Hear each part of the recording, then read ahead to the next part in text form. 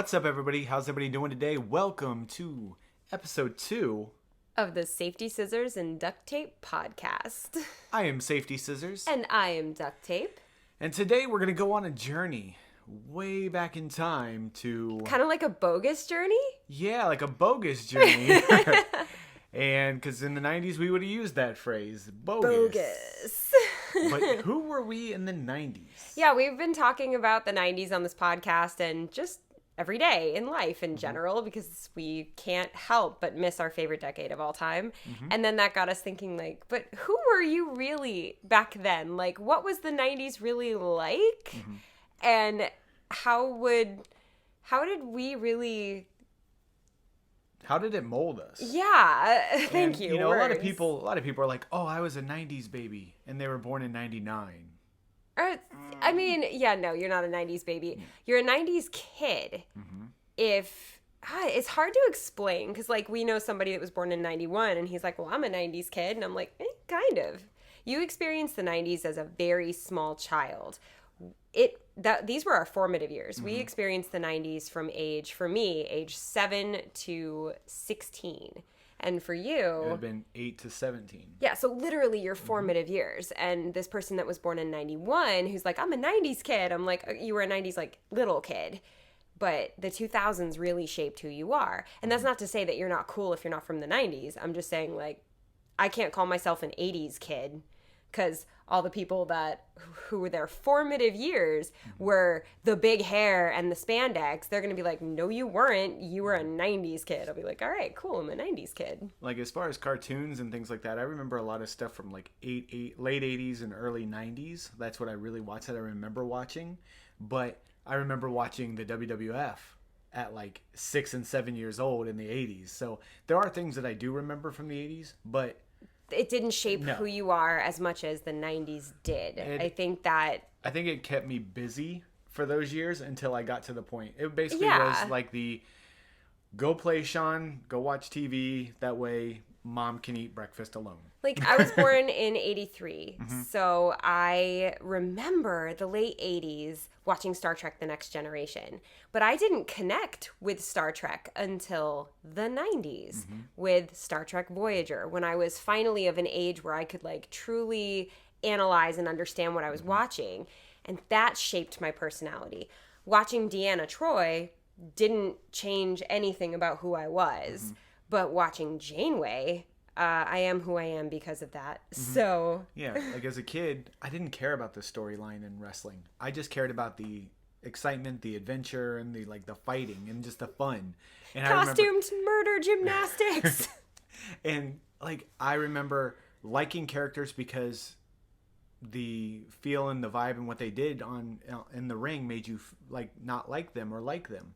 I didn't care that Hulk Hogan was actually dating, Miss Elizabeth, but she was Macho Man's valet and wife. And was it really that crazy? Yeah, I don't remember any of that. Yeah, wrestling storylines are great. Everything from that to The Undertaker, who's dead but not dead, and blah blah blah. Oh, okay. But Makes yeah, sense. So wrestling is a whole other ball game. But yeah, I remember watching it as a kid, but I don't remember getting into the storylines as much as I did until I was in my 12, 13, 14-year-old. Yeah, so that's why we're talking about this, to let kind of there be words I can't today, so that there's kind of a separation between 80s kid, 90s kid, 2000s kid, and we're the quintessential 90s kids. But that, again, got us thinking about who were we during that time versus who we are today. Like, who were you? During the 90s, so basically, like we said, 8 to 17 for me? Yeah. I was a very nerdy kid who liked cartoons, who liked Power Rangers, who liked Ninja Turtles, who all he wanted to do was draw all day long. That is all I wanted to do. And I didn't want to do sports, didn't want to do anything like that, but I wound up doing sports because my friends did, and my mom was like, oh, it's a great way to make friends. And I was like, I want friends. And then I played baseball, and I realized I'm not good at baseball.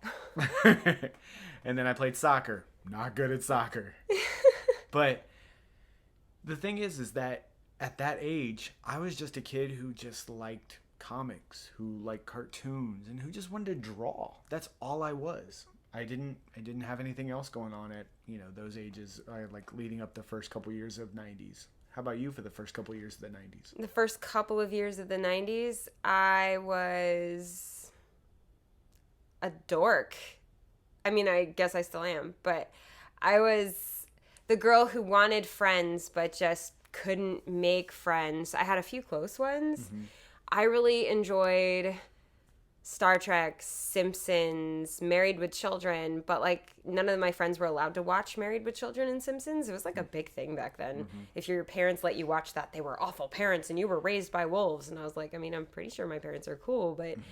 I remember watching the Madonna concert and stuff. I wanted to be popular. Okay, have you ever seen 13 Going on 30?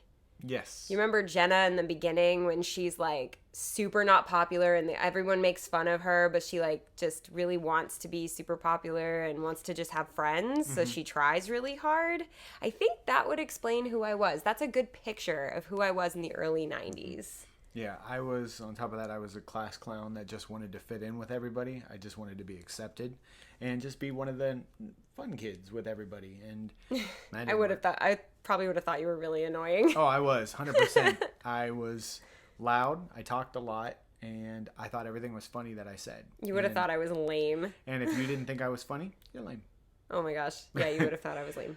But the thing is that growing up in that time frame, I just wanted to, like I said, I just wanted to draw and I just wanted to have fun with that. But I didn't know who I was. Mm. And I didn't know who I wanted to grow into.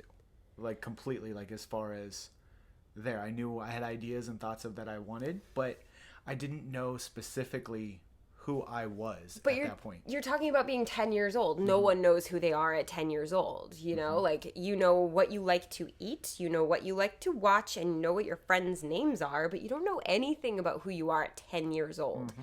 Unless, there's a rare special kid that really does, but you don't know yourself that mm-hmm. early, so not knowing that is fine. Yeah.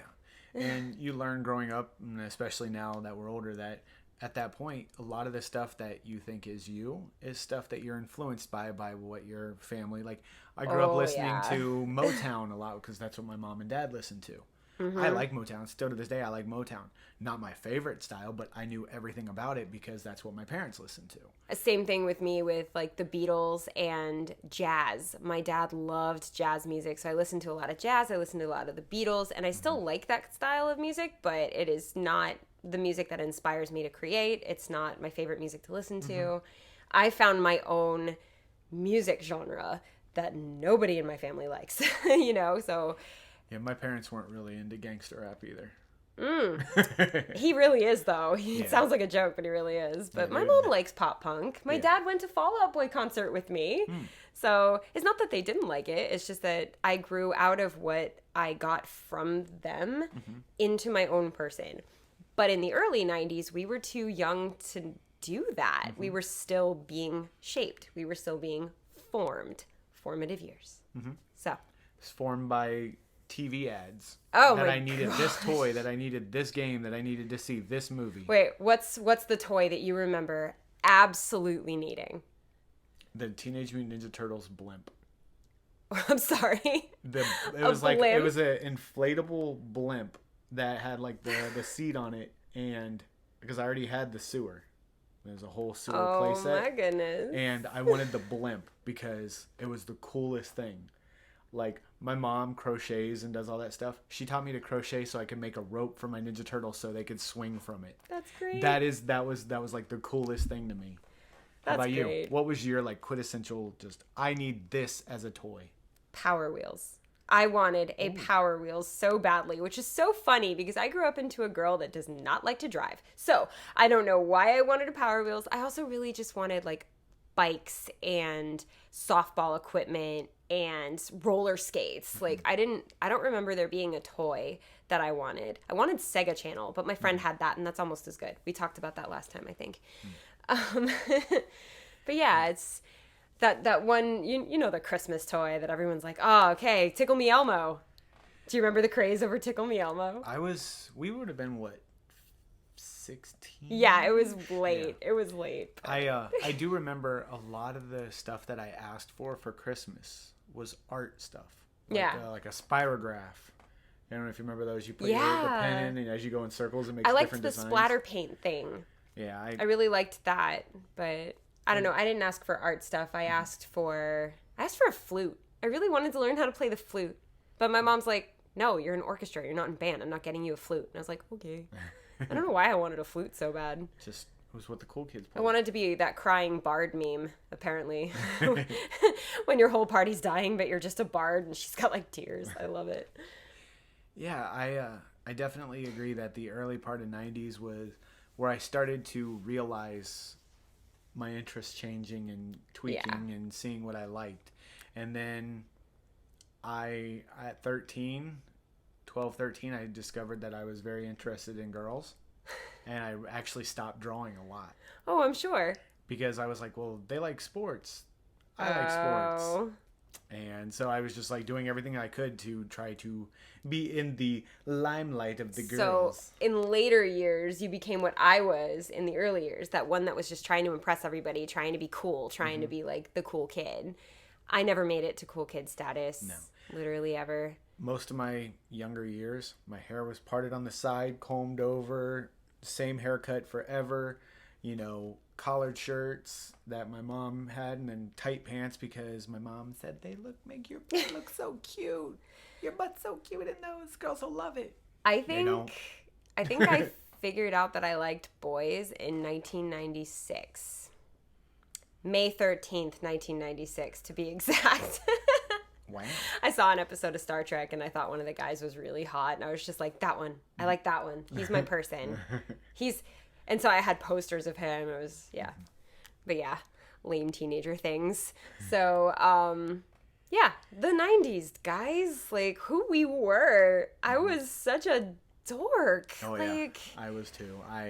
100%, I would have not been my friend. Okay, but thinking about that, what would younger you say to older you? If you guys could meet, if you could meet your, let's say, 1996 version of you, so you're 14, I'm 13. Let's say we meet our younger selves. What would they say when they saw you? I expected you taller. Because 13, 14-year-old me, my father's 6'6", my uncle's 6'10". I was expecting to be up there. I hit 6 foot and was like, done. No, I think, I don't know, 13 or 14-year-old me would have probably...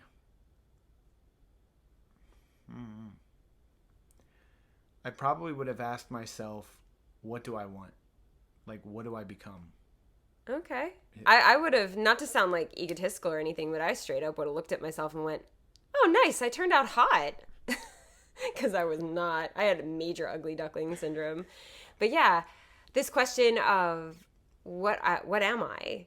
What do I end up being? That's probably what I would have asked myself too, because it changed. That concept of what I wanted changed as I grew up. Like, I think I wanted to be one thing when I was like 4, 5, 6, and then a completely different thing when I was like in my teens, and then now. Let's go through that. At 5 years old, what did you want to be?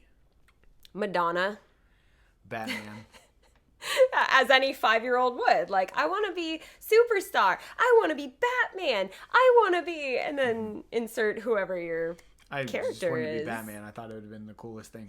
I don't even care what he did. I just wanted to be Batman. So you didn't care about being like a vigilante or being rich? It was just Batman. Just Batman. Oh, okay. Honestly, if I would have just had the outfit, I'd have just laid in like my life. I wanted to be Madonna. I wanted to sing on stage with a headset mic and dance and have backup dancers. I wanted to be that cool. That's all I ever wanted. And be in music videos and stuff. At 5. That's what I wanted at 5. You had a lot bigger dreams than I did. I just wanted a Batman costume, basically. And you still don't have one, so we need to work on that. How is it that I've been cosplaying for this long, and I'm such a Batman fan? Because you're picky about Batman. You're not willing to do just a regular old costume. You want the best version of Batman. He's your favorite character. You don't want to not do it justice. That's true. Very true. So fast forward 10 years from 5 years. From 5-year-old you. what did 15-year-old Jen want to be? What year was that? Were you still Jen at this point, or were you Jennifer? Like, did you ever go by Jennifer? I actually, at 5, I was Jenny. My parents called me Jenny. And then at 15, I was Jen because I didn't want to be Jenny anymore. Some of my friends still called me Jenny, but what did I want to be at 15? I think I still wanted to be a singer-songwriter, but I think I changed how I wanted to do that. I wanted to be Jewel.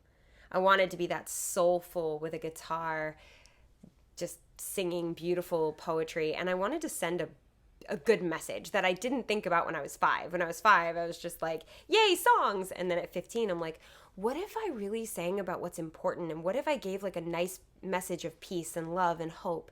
And I think that part stuck with me. But I think I definitely wanted to be like Jewel. I wanted to perform at Lilith Fair is really what this boils down to. Wow. That's definitely a 90s throwback right there. 15-year-old me, I probably wanted to be an actor. Okay. Like, ever since I was little, I always wanted to be an actor. I wanted to be in movies, so that way I could be Batman. Or, just overall, I just wanted to perform and entertain people. That's what I've always loved doing. I've always loved, like I said earlier, being the class clown, being that I always wanted to entertain people in front. And acting is how I could see, wow, these people are making it. They're doing really cool things. And that's what I wanted to be. Nice. But I'm lame and didn't pursue it. And yet, what are you? I am a stage show performer. You are a professional actor. How about that? A professional performer. Okay, so we talked about what we wanted to be at 5 and 15. That's a whole long time ago. Oh, yeah. Oh my gosh. So where to next? I feel like, isn't that the end of the 90s? I think that would be, but let's fast forward because, this isn't all just about the 90s. That's true. So That's let's true. fast forward another 10 years. 25. Do you remember 25? Barely. 25 was a weird year for me. What did 25-year-old Jen want to be when she grew up? I think that's the year I decided I wanted to be a dancer. That's the year I decided I wanted to be a tap dancer, but more than that, a professional dancer. Oh, wow. I had gone to a competition with my team because I was on a college age competition team for dance, and I was killing it there. And I was like, you know what? I can be that person on the stage. I can be that person that's teaching this class. Why am I not a professional tap dancer? And then I decided that day that I was going to be a professional tap dancer. So yeah, at 25, I didn't know what that meant. I think back then I meant like be in a show, like a Broadway show, and then I really wanted to teach at conventions. That's what I wanted at 25. I wanted to teach at dance conventions and be this big shot that people pay thousands of dollars to bring in and teach. And that, I had no idea what was in store for me in the next few years after that, because that's when the band happened. So how about you? What did you want to be? 25, that would have been, 2007? Oh, Lord. Was it? Yeah? Yeah, for me, it would have been 2007. Well, in, let's just say, August of 2007, I wanted to be whatever else I could be other than what I was. At that point, I was working a lot of call center jobs and things like that. I was just basically another cubicle. And that's it. And I just wanted to be anything. I wanted to be artistic, and I wanted to showcase my art somehow.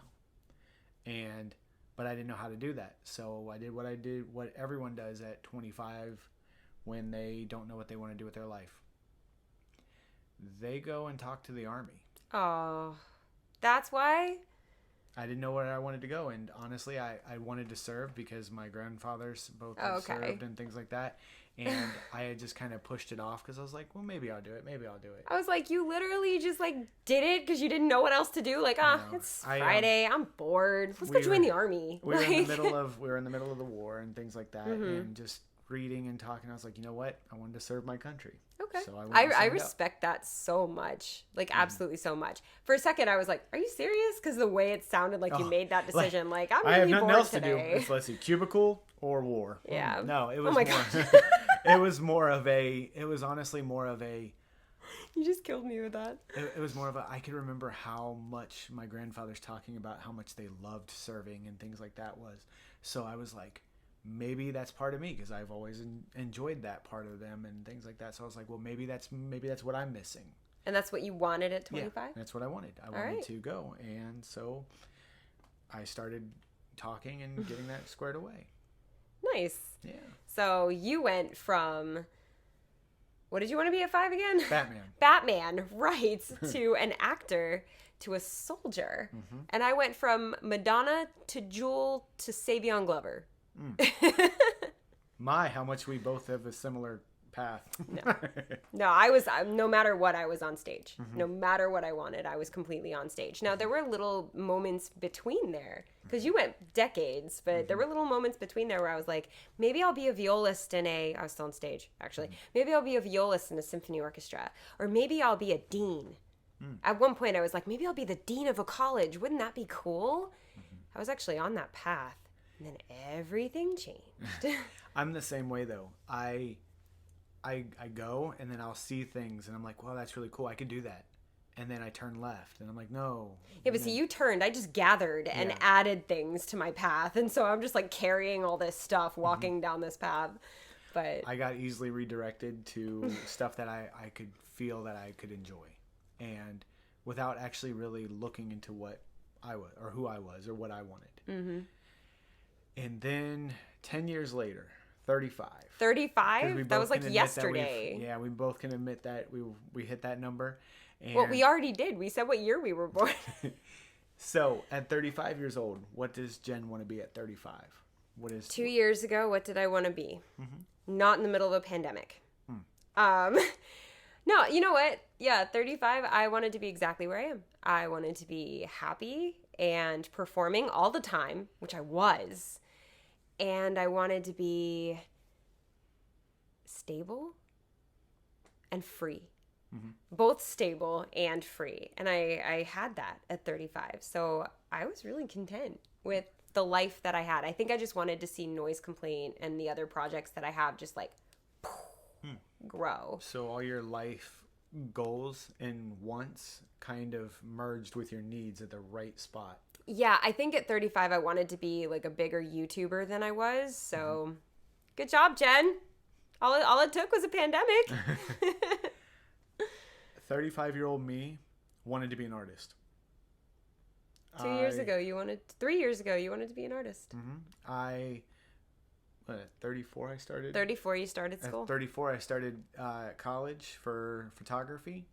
And going into that, I was like, I'm going to be the best wedding photographer. I'm going to make all the money. I'm going to be the greatest. And then a couple semesters in, I was like, I never want to do a wedding. No, he does not want to do portrait, wedding, event, even music video. Like, I want to make art. Yeah. I love surreal art, with my photography and digital art with Photoshop and manipulating everything. That's what I want to do. 100%. That's what I love. And that's what you figured out at 35. Yep. And then also I still definitely have that calling to be an actor and filmmaker. So. And? I'm an actor. Wait. You're working toward filmmaking and you do make videos. You do make storyline driven videos for the company. So you're getting to do these things. Yeah. You're just not exactly where you want to go, but you're only 38. Yeah, but I've been my whole life, my wants and desires have been going up here, but the rest of me has been like doing like these hard U-turns and curves. And then finally at 35, it started coming together and I finally found that path again. My MapQuest maps were not up to date. MapQuest, guys. They were not glove up to date. Compartments filled with just papers that were discarded. Or if you were like me and didn't have a printer, you wrote down all the directions. So you're like 1.2 miles. I mean, I feel like more people's printers actually had ink back then, though. Mine always was out of ink. Mine's always out of ink now. Like, we buy a printer, it runs out of ink, we never refill it. It's a thing. But, all right, so we got to here. We went from 5, Batman, to here, artist. I think that's pretty cool. Yeah. And I went from Madonna to Bubbles. From Powerpuff Girls. I went from Madonna. Honestly, this is the coolest thing I've ever gotten to say in my whole life. I went from wanting to be Madonna to getting to be Jen. I've made a name for myself on stage, which is so cool. Very. That's so cool that you... That's one of the things that I've always told you that I've been so envious of is her drive to just, I want to do this. How do you think this podcast got started? And it's not even I want to do this. She tells you that she's wanting to do it as she's already going towards it. Oh, yeah. I said, hey, I want to do a podcast. And he goes, okay. And I was like, no. We're starting the podcast. We're filming on Friday. And he's like, oh, I should have realized. Yeah, I'm like, yeah. I've always been so envious of her drive and determination that if she wants something, she goes for it. That's the thing. That's all it takes. I mean, yes, it also takes organization and planning and support and a lot of times financial support, but not always. It took no financial support to start this podcast. We're using equipment we already had. We're sitting in a room we already lived in. We're wearing clothes we already owned. Although it's a podcast, only the people on YouTube can see this, but the people on the podcast sites are like, I can't see it. I know, but you know what I mean? Like all it took was determination, drive, and saying, we're actually going to do it. Sit down, let's do it. And I think that that's the missing piece for a lot of people. And I think that was your missing piece for a really long time. I'm not going to say until you met me, but I am going to say I help. Oh, yeah. You definitely helped me understand that procrastination is bad.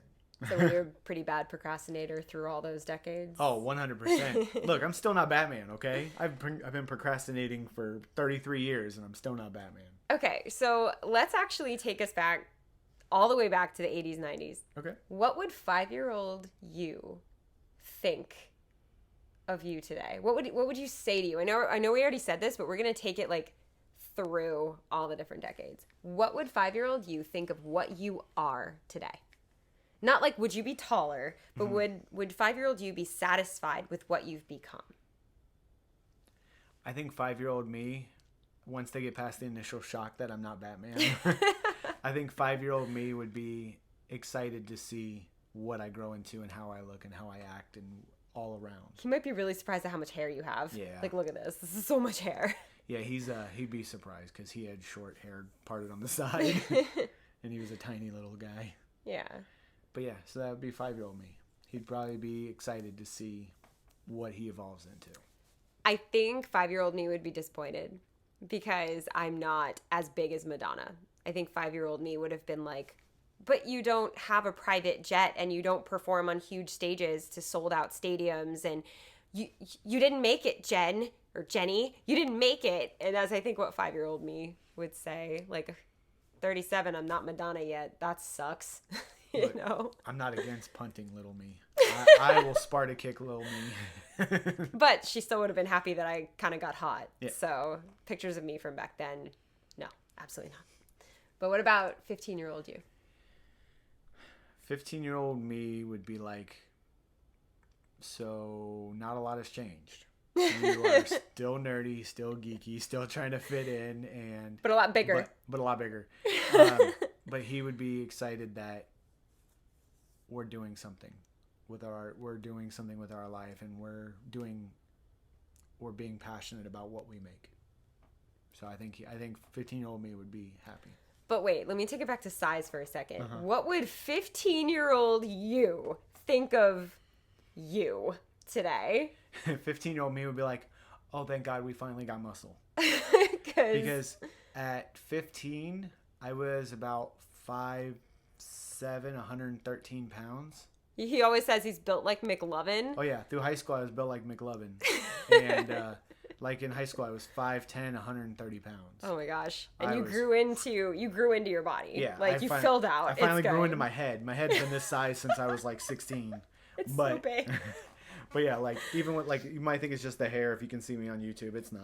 It's literally I have a big head. But no, he'd be very happy that he's not scrawny anymore. I think 15-year-old me would be very surprised at how scrawny I am, actually. 15-year-old me did not like working out. 37-year-old me is a cardio junkie. So 15-year-old me would have been like, oh, thank God I get fit. But I think 15-year-old me would be very happy to find out that I'm a professional dancer. I think I would have really loved that, and I would have gone to my studio and go, ha, see, I do turn into a dancer, to all the people that basically told me I was never going to amount to anything. I think I would have wished I'd stuck with singing a little bit more because I really wanted to be a singer back then. But I mean, I guess they would have liked that I am doing a little singing. They just probably she wouldn't have been a big fan of like how little of it I'm doing and how not significant it really is, I guess. But she would have been proud of me for still spreading a message of hope and peace and love and basically all the hippy dippy stuff that I really liked back then. Because every time I have a conversation with anybody, it is filled with hope and peace and love. You're a very positive person. I like how you have in your classes, you'll have your positivity circle. Oh, the minute those kids start getting negative, I'm like, that's it, sit down. Positivity circle time. We actually had to have one the other day because it got bad. But story for another day. All right, what about 25-year-old you? What would Army Sean think of you? Honestly, he'd be disappointed. What? 100%. He would have been disappointed that it didn't work out, that I got injured. 25-year-old me would have been devastated and really upset. I'm sorry. Nah, it's one of those things that, I got injured and had to leave, so. But yeah, I'm going to be 100% real with you and them and people on the microphone, that 25-year-old me would be very, very upset.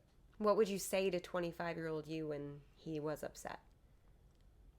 Grow up. No.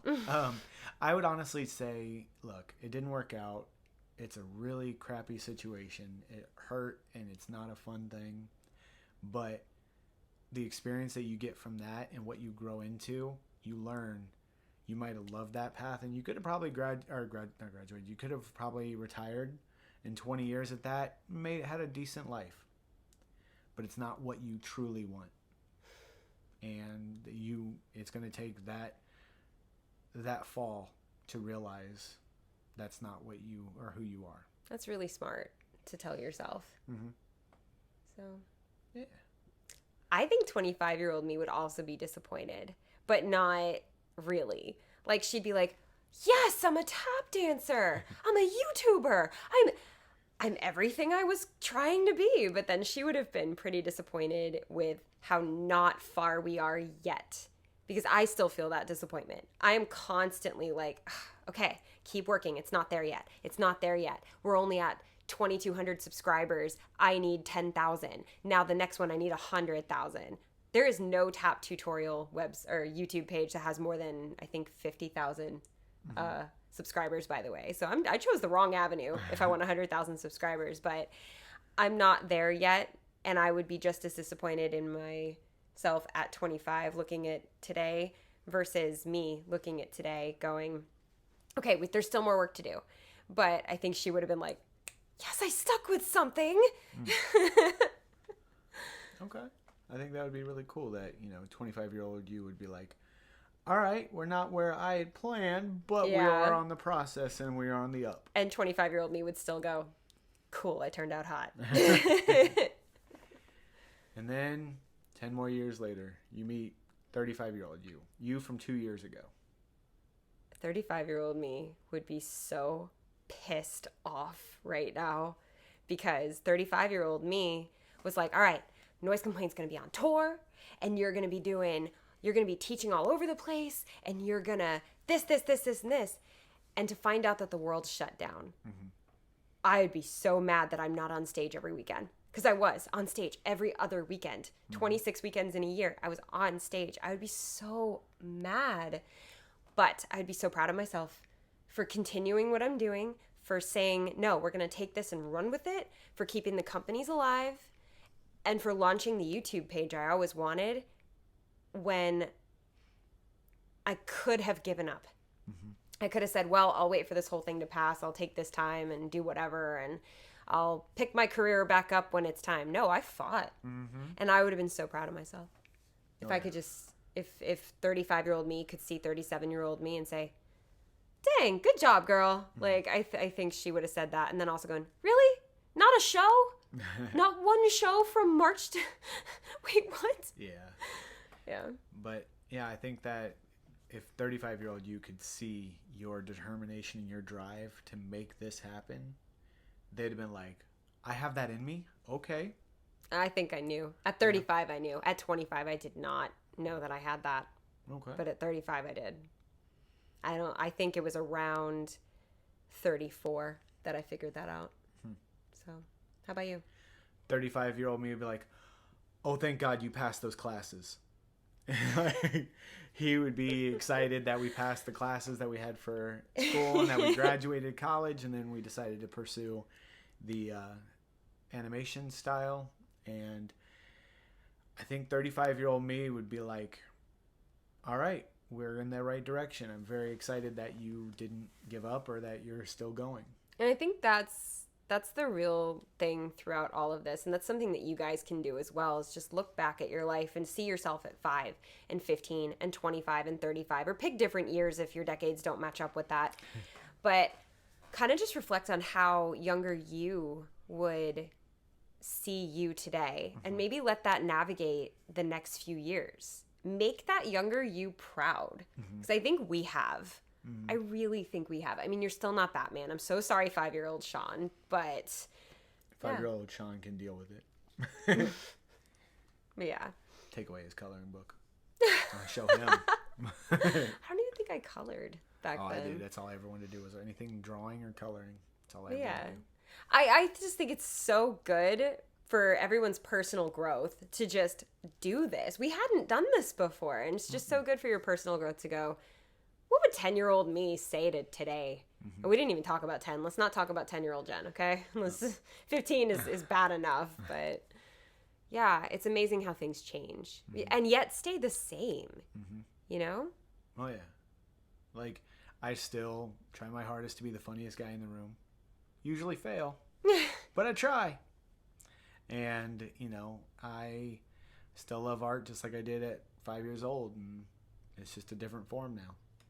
And you still love performing, and, you know. Yeah, I still love music and dance and performing, and I get to do it all the time. Sort of. Thank you, pandemic. But we make it work, you know? Man. But we keep talking about the 90s as like a simpler time. Was it really that simple? Like, I remember nowadays, I look back and I go, man, the 90s were just simpler times. But back then, life was so complicated. But do you want to know why? We were 15. That's why life was complicated. I was such a, and I'm going to say this and mean it, I was such a loser. I was an absolute loser in high school. You know those movies where the girl is like a total loser and then the popular girl like gives her a makeover and she becomes popular, even though it's usually like as a prank, but that she still becomes popular anyway? I'm the before in that movie. I was the before in high school, but I never got the makeover. Like, the cheerleaders hated me so much, they made cheers about me and did them about me by name. It was great. So, you know, I was such a loser, but I think I grew from that. I think that was important to go through. So the 90s didn't feel like simpler times when you're sitting there trying to run away from the football game because there's a cheer being made about you. But I think even still looking back, it was still simpler. I mean, dealing with 6 girls not liking you versus like a global disaster. Like, I think I'd rather people just not like me. And it led me to not caring so much about what people think today. Now, I still really care what people think. I really do. Like, I want you guys to like this podcast so badly. But at the same time, if somebody goes, Jen, I don't like her, I'll be like, that's fine. You're not cool either. So I think it helped a lot. Growing up, I got bullied and made fun of a lot as well. And I got really thick skin. So it takes a lot to really offend me or hurt my feelings. And so I completely understand that, where, you know, that's another thing I would tell little me is like, it sucks, but guess what? You'll be tough. And to this day, I can take a hit. I don't like to, but I can take a hit because of all the times I've gotten in fights. I don't ever want to see you take a hit. I don't ever want to take a hit. I'm done being punched in the face or in the ribs. It's not fun. You don't win. Nobody wins when you get punched in the ribs. Oh my gosh. But no, it's I would tell little me that you're going to make it through everything that you have to deal with. And, you know, I went through a lot, and little me would need to hear that. See, it's good to tell yourself that. I would tell my little, since we're on a negative note, I would tell my little me the same thing that I'm going to tell you and all of you guys. The one thing I would say to little Jen, spend as much time with your family that you can. Spend as much time as you can because they're not going to be here forever. I wouldn't have the heart to tell little me when she was going to lose her dad. But I would just totally emphasize, spend as much time with your dad as you can. Maybe, I can't even tell her not to move away from home because I wouldn't have done the things that I've done and become what I've become if I didn't move away from home. But maybe go home more often. Maybe just FaceTime more often. It's not as lame as you think it is now. It turns out really, really good in 2020. I think I would say that. What would you say to little me? Let's finish this out with what advice would you, or should we do advice or should we do how would you have reacted to little me? I don't know. I guess advice. How would 5-year-old you react to 5-year-old me? How would 5-year-old me react to 5-year-old Now you? that I've explained who I was. I would try to be funny, and then I would ask you if you want to draw with me. I probably would. That would have been 5-year-old me. And then I'd have been like, you want to go play Batman? I actually would have done that. I was such a tomboy. I loved playing with action figures, and I loved pretending to be a superhero. I would have been your best friend at 5, too. Nice. So 15-year-old me would have thought you were obnoxious and a total dweeb, but I still would have tried to be your friend because I was trying to be friends with everybody. 15-year-old me would have I probably would have been blinded by, I probably would have been your friend, but if at any moment I liked you, I think I would have been blinded by, no, you got to go after this particular person because everybody else likes that person, so you should like that person. I was never that person. I was. No, I was never the person people should like. Oh. Like they're like, you should be friends with this person or you should date this person or try to. And I was like, well, that's how I can fit in with everybody if I go after them. And that didn't work. Yeah. Don't do that. It doesn't work. Yeah, no. What about 25? Would Army Sean have liked gallivanting tap dancer about to join a band, Jen? I didn't look anything like this. I think we would have been buddies, but I don't think at 25, I don't think either one of our minds were at the same spot to become No, I didn't really hang out with partiers, and I have a feeling that you partied pretty hard at 25. I did. I was a woohoo kind of For me, individual. party meant Mario Party back then, so... I think someone had Mario Party at some of the parties, but I don't remember what all was going on. How about 35-year-old you? I wouldn't have gone anywhere near you. Yeah, I'm sure. 35-year-old me would have been so glad that I had a best friend like you. Oh, shucks. And to realize that, we're a team and we're a partner. Yeah. So, yeah. 35 And that we would start a podcast. Yeah. So, full circle, guys. I managed to bring us around full circle. Thank you guys for listening to our reminiscing stories from 5, 15, 25, 35. Sounds like an auction. Yeah. But, yeah. So, we want to know about you guys. Yeah, Who please are you? write. If you're watching this on YouTube, write in the comments. Tell us who you were at 5, 15, or just any decade or whatever. Just tell us who you used to be and how you would react to you now. I would love to know that. We would love to know that. If you're listening on the podcast, come over to our YouTube channel and write in the comments there, because I don't know how that works with podcasts. I don't think you can comment on a podcast, but... Yeah, and we just want to know, how much have you changed? Have you gone into the direction that you wanted at 5 or 15? Or are you someone different and you're so glad that you didn't go after what you wanted at that age?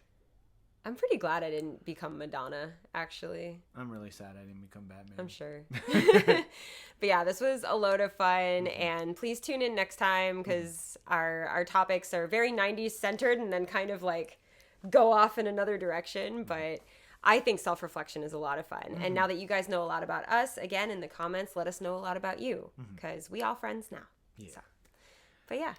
So that is the end of episode 2 of the Safety Scissors and Podcast Duct Tape. Look, you got to use the duct tape to fix what I just said. Yes, okay? that's exactly why that picture was taken. It is the Safety Scissors and Duct Tape Podcast episode 2. We want to thank you guys for hanging out with us. We had a blast. Can't wait to see episode 3. Or listen to episode 3. But I am Safety Scissors. And I'm Duct Tape. and we are out of here.